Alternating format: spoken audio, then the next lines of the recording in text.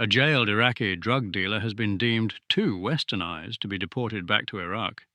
I assume that the Leader of the House shares my constituents' alarm that a court found that a convicted drug dealer here illegally could not be deported because he was too Westernised. Well, I think he's talking about deporting criminals when they should be deported, and I'm afraid he will be aware, he should be aware, that nearly 3,000 foreign criminals have been deported since the election. That's an increase of over 20% under the last government. But he's right to point out that there still are gaps in that system. That's why we've brought in the Borders Bill, which will strengthen powers to tackle illegal migration and tackle small boats, and it will also enable this government to pick up the pace even further on returning those who have no right to be here. The asylum and deportation system in the UK is a total mess. Do our human rights solicitors profit from the system at the expense of UK taxpayers? Using the European Court of Human Rights rulings imposed on the UK, should we leave the ECHR or stay, as Keir Starmer keeps telling us?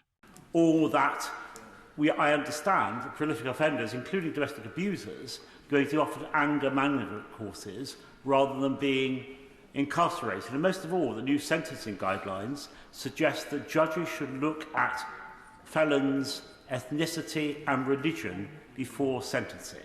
Will the Leader of the House allow a debate on criminal justice which will allow us to expose the huge gulf between the liberal bourgeoisie's prejudices and those of our constituents who want people caught, captured, convicted and punished regardless of whether they're black, brown, white or any other colour?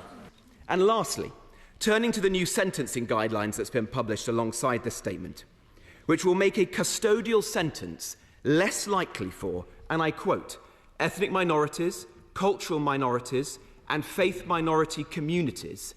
Why is the Justice Secretary enshrining this double standard, this two-tier approach to sentencing? This is an inversion of the rule of law. We on this side of the House believe in equality under the law. Why doesn't she? So state. Mr. Speaker, the Shadow Secretary of State asked the question, how did we get here? I'll tell him how we got here. His administration and the 14 years they had in power and the absolute mess they made of the criminal justice system, a mess that this government is clearing up. I'm sorry to deprive him of what I'm sure he thought was a clever attack line on my recent visit to Texas. I can inform him I have in fact visited Manchester Prison. I did so during the February recess, and...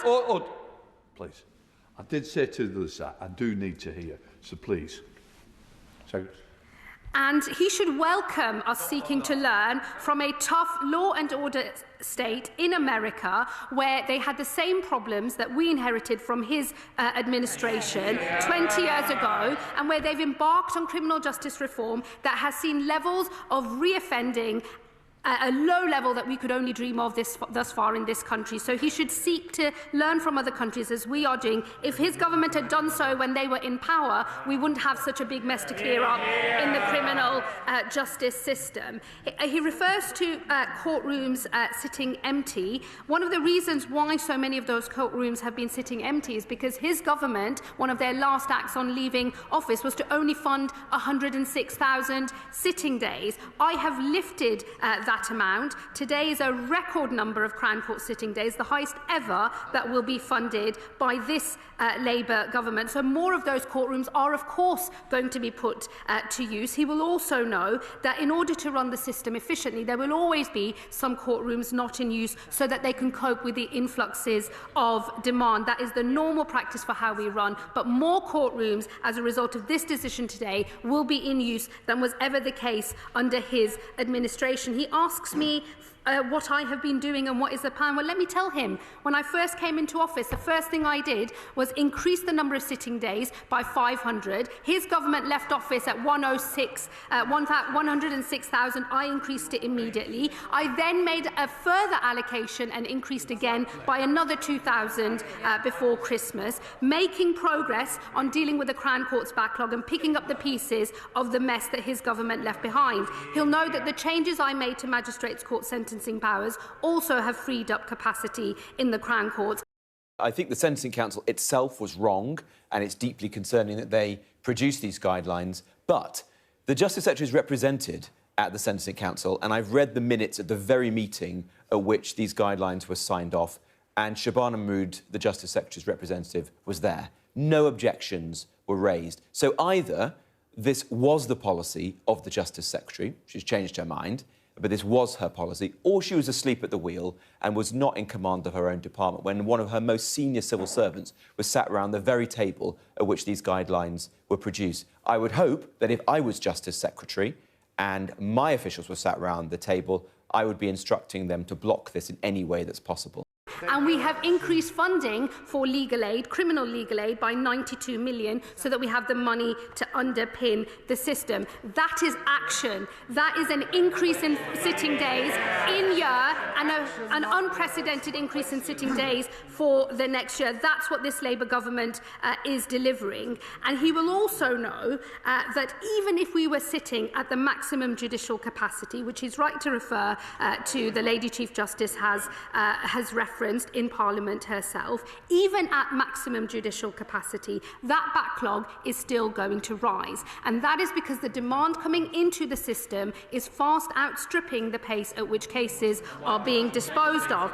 And so knowing that, it would be unconscionable if I stood before this House and behaved as if resources alone were going to fix the problem. That is why Sir Brian Leveson is considering once-in-a-generation reform of our Crown Courts. It's the combination of the steps I've already taken, the funding I've now allocated, and the review that will lead to once-in-a-generation reform. That's what a plan looks like to fix the mess his government left behind.